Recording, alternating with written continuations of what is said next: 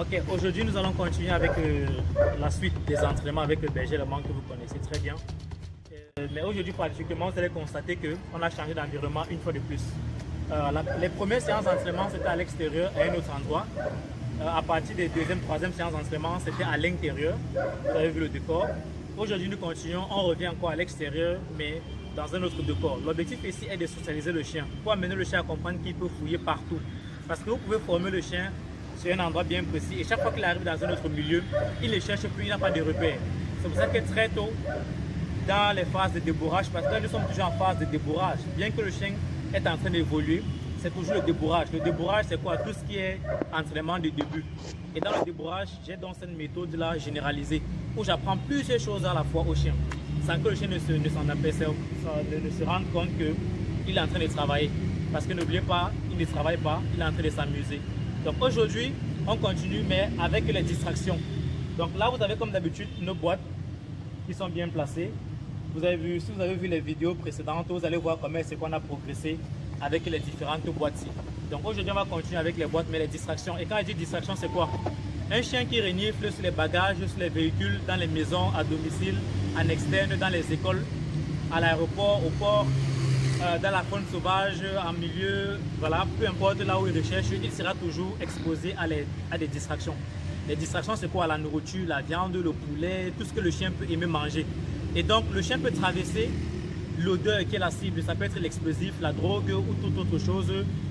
Les animaux en voie de disparition que nous sommes en train de protéger, comme le pangolin, qu'on est des rhinocéros. Et lorsque le chien arrive, il trouve, mais tellement distrait par la nourriture, il laisse et il va commencer à signaler sur la nourriture. Il vous dit carrément que j'ai trouvé et pourtant, il a trouvé de la nourriture. Et donc cela, il faut commencer à corriger ça à partir des entraînements. Donc, c'est ce qu'on va faire aujourd'hui. Vous allez prêter attention au changement du comportement, certes, oui, parce que depuis je vous parle du changement de comportement, c'est comme ça qu'on progressait. Chaque fois que le chien arrivait à une boîte, la boîte qui contenait l'odeur cible, il s'arrêtait et on récompensait. Nous ne sommes pas encore à l'endroit où on demande au chien de se coucher ou de s'asseoir. On peut le faire, il y a plusieurs approches, mais dans l'approche-ci, je veux que le chien soit libre jusqu'à la dernière minute.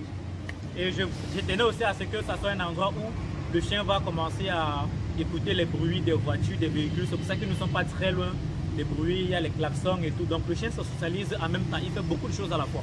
Il apprend beaucoup de choses à la fois. Et donc, ça passe comme ça inaperçu. Donc très rapidement, bien. Donc là, nous avons la première caisse. Et dans la première caisse, ou alors dans la première boîte, je vous ai dit qu'il y a plusieurs types de boîtes. Là, nous avons des croquettes. C'est quelque chose que le chien aime bien. Donc forcément, le chien va changer de comportement et cela, mais ce changement de comportement va vous amener à comprendre avec le temps quelle est la différence entre un vrai changement de comportement et un faux changement de comportement. Parce que lorsqu'il va changer de comportement ici, ça veut dire que quoi? Il va arriver, il va renifler, il va s'arrêter. Il va s'arrêter. Initialement, lorsque le chien s'arrêtait, on récompensait. Sauf qu'à partir de maintenant, on passe à autre chose. Je dois être très attentionné, je dois connaître là où la cible est réellement, mais ne pas laisser croire au chien que je connais là où la cible se trouve. Donc là, il va changer de comportement, mais je ne vais pas récompenser. Et c'est comme ça qu'indirectement, je vais commencer à apprendre au chien que il ne suffit plus juste de changer de comportement, mais d'avoir le vrai comportement et d'insister à un endroit bien précis. Et ça, je ne veux pas parler au chien, je ne veux pas dire au chien que non, concentre-toi. Je mets un mécanisme en place et le chien se fait son propre mécanisme. Donc je remets ça là. À la prochaine caisse, qu'est-ce que nous avons ici? Nous avons des croquettes, d'autres types de croquettes à la farine. Donc vous voyez, c'est ça que je place là. On continue. On continue là. Ici là nous avons quoi? Ici nous avons la cible. Donc c'est ici là que le chien s'est arrêté. Troisième cache. On continue là. Là nous avons encore des croquettes. Autre type de croquettes, donc différentes saveurs. Juste pour distraire le chien. Ça peut être de la viande, ça peut être des saucisses, peu importe, mais ça doit être de la nourriture. Bref, introduire la distraction au chien et amener le chien à être focalisé. Et donc là, pour terminer, nous avons quelque chose, nous sommes habitués à ça. Ça, c'est du thé. C'est du thé. C'est de l'herbe aussi. Donc, mais l'objectif n'est pas ça. C'est pas ça l'objectif. Là, on va continuer. Donc là, je vous ai présenté la distraction et maintenant, on va prendre le chien pour commencer la séance d'entraînement rapidement. Ok?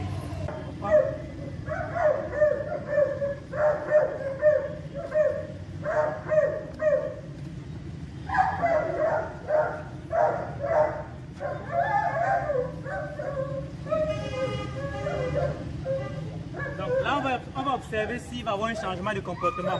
Dans la première caisse, c'est la nourriture. D'habitude, lorsqu'il change de comportement, on récompense. Mais ça ne sera pas le cas aujourd'hui. On va prendre du chien. Allez.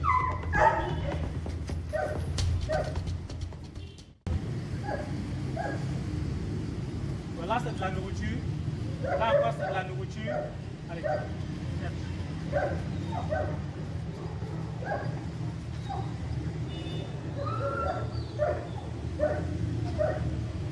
Vous voyez ce qui se passe? Il ne fait que traverser la bonne boîte, parce que la bonne boîte ici. Voilà la bonne boîte, mais il est beaucoup plus intéressé à d'autres boîtes. Donc là encore, il y a de la nourriture.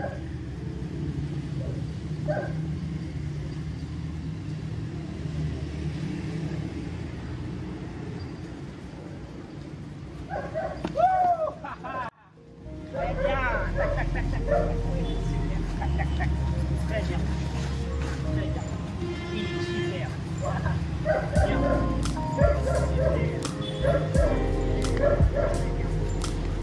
Super. Ok. Donc vous avez vu ce qui s'est passé là. Je peux faire comme ça là, 3 tours et puis je laisse. Fin de séance. Le chien est habitué à quoi? Lui-même, il connaît ce que c'est un changement de comportement. Il sait d'habitude que dès qu'il s'arrête, son maître récompense toujours. C'est ce qu'il connaît depuis le départ. Mais là, maintenant, je vais consolider l'odeur réelle dans la tête du chien. Je vais amener le chien à comprendre que ce n'est plus le même changement de comportement. Il y a des distractions. Tu pars là-bas, il y a la nourriture. Tu viens ici, à la nourriture. Tu viens ici, à le thé. Donc, il est distrait, il est embrouillé. Et dès qu'il s'arrête, il veut voir s'il veut donner la récompense. Et je ne donne pas. Là, indirectement, le chien apprend à renforcer en lui sa compréhension de l'exercice. C'est comme ça que je renforce cet exercice dans le cerveau du chien. Dès qu'il est arrivé finalement à la bonne boîte, j'ai tout simplement récompensé. Et je vais continuer. Prochaine partie. Tiens le bloc.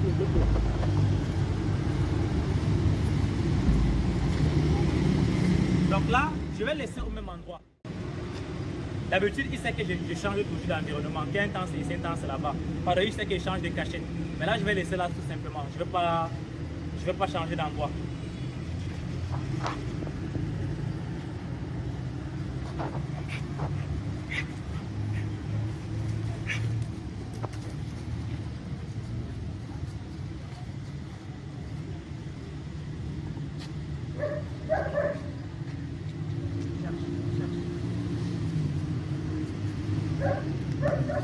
Très bien. C'est comme ça que je renforce en lui. Donc, il commence maintenant à ignorer la distraction. Et vous savez, en fait, chaque fois que vous allez changer d'exercice, vous allez introduire quelque chose de nouveau au chien. Ça, c'est souvent difficile pour le chien. Parce que le chien se fatigue mentalement. Le chien sait que d'habitude, c'est aussi facile. Dès qu'il trouve ici, on récompense. Mais maintenant, il trouve, lui, il sait qu'il a trouvé. Là, c'est la nourriture, mais on ne récompense pas. Il sait qu'il a changé de comportement, mais je ne récompense plus son changement de comportement. Parfois, ça trouble le chien. C'est la raison pour laquelle, dans un premier temps, je ne veux pas trop apprendre au chien à s'asseoir dès le départ. Ça, c'est une philosophie que j'ai. Je préfère que pendant toute cette étape-là, pendant l'avancement-ci et tout, pendant son évolution, que c'est-à-dire je retire complètement toute cette difficulté-là dès le départ, rapidement. Et après, maintenant, je pourrais continuer avec le chien, avec un peu plus de sérieux, un peu plus de résultats que je veux du chien. Très bien. Donc là, maintenant, je vais changer.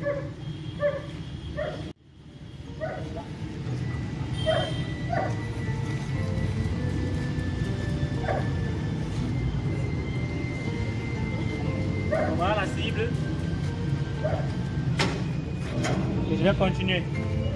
Cette fois-ci, je vais là.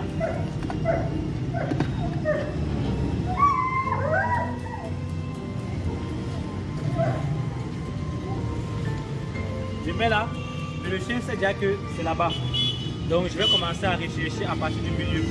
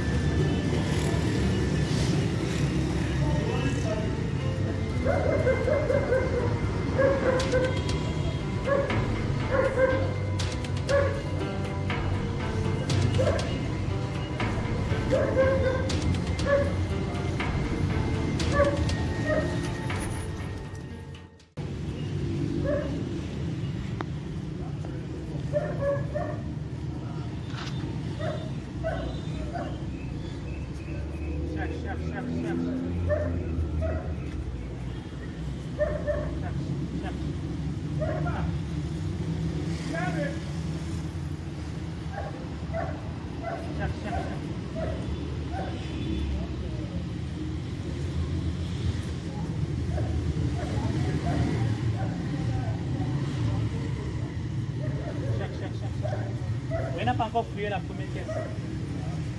Donc il est distrait par la nourriture.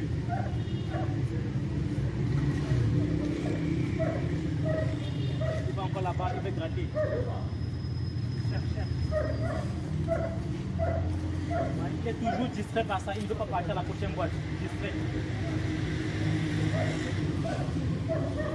Cherche.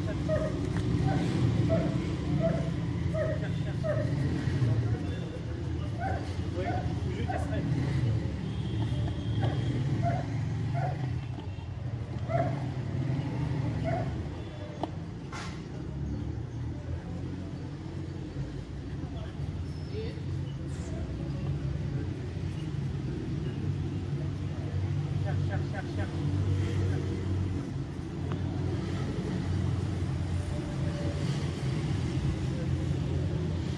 Oh, bien. Super. Très bien. Donc vous avez vu comment ça s'est montré un peu difficile pour lui. Il y a plusieurs types de distractions, mais il y a une distraction qu'il aime particulièrement. Il est intéressé par quelque chose d'autre. Soit c'est la viande, soit c'est ça. Donc parfois il y a la distraction, mais il y avait un endroit bien précis où il était vraiment concentré. Donc vous voyez comment si vous n'entraînez pas le chien à s'en foutre, à s'en ficher des distractions, vous allez croire que le chien a trouvé une substance et pourtant c'est la nourriture qu'il a trouvée. C'est une mauvaise opération. Très bien. Donc on va vérifier si c'était la bonne boîte. Tiens-le. Amène-le là-bas. Ouais, justement, voici la bonne boîte. Et pourtant, depuis, il ne fait que s'arrêter ici. Vous voyez, depuis, il s'arrête là. Ça veut dire que ça intéresse beaucoup le chien. Si nous sommes dans une situation réelle, opérationnelle, et que le chien s'arrête ici et dit que j'ai trouvé la drogue, j'ai trouvé l'explosif, j'ai trouvé la contrebande, c'est faux. Et là, ça ne sert à rien. Donc, très important dans les départs, la distraction, ça se travaille. Donc, je continue, je laisse là. Cette fois-ci, je mets ici. Je vais dernier là.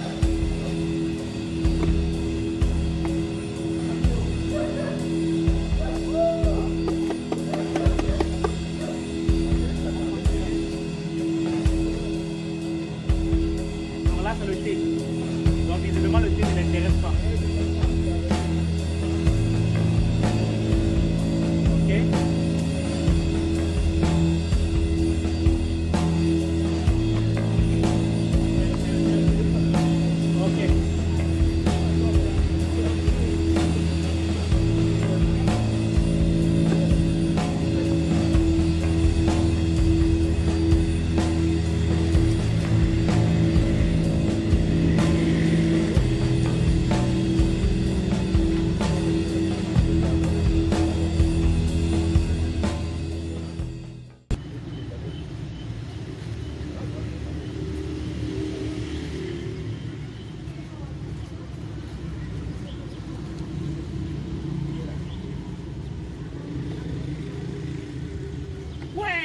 Super! Là, on voit comment en une séance d'entraînement, il commence à montrer un peu plus de sérieux. Donc là, maintenant, il commence à abandonner la distraction pour se focaliser.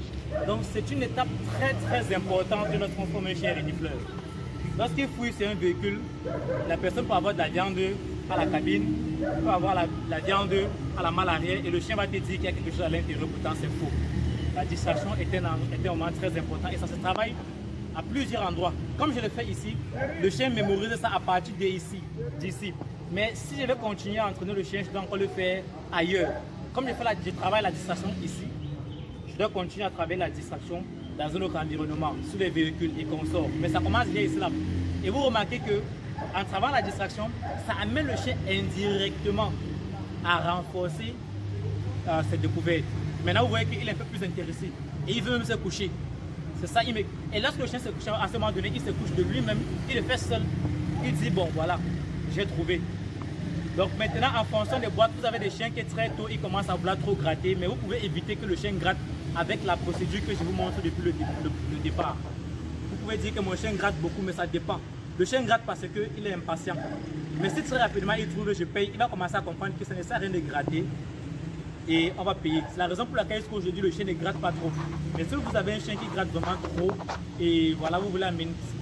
Quand un chien gratte beaucoup lorsqu'il trouve le marquage actif, maintenant pour qu'il trouve et il s'assied ou il se couche calmement parce que par exemple c'est l'explosif ou de l'arme, alors là c'est le marquage passif et ça s'apprend. Et ça s'apprend toujours à travers cette méthode ou alors bien d'autres méthodes. Il y a énormément de méthodes parce que n'oubliez pas, chaque chien a son comportement. Vous voyez ce chien, je vous montre juste les étapes, les points clés, les éléments très clés pour faire évoluer un chien. Mais lui c'est un berger allemand, il y a des labradors, il y a des malinois, il y a des rottweilers bien évidemment, il y a des pitbulls, il y a des border collies, il y a plusieurs types de races, les Springer, les consorts Springer Spaniel et en fonction des races, ils ont des différents comportements. Voilà. Donc, je vais faire un dernier tour avec lui et ça sera tout pour la séance d'entraînement d'aujourd'hui. Et rendez-vous dans 2 jours, 3 jours, 4 jours.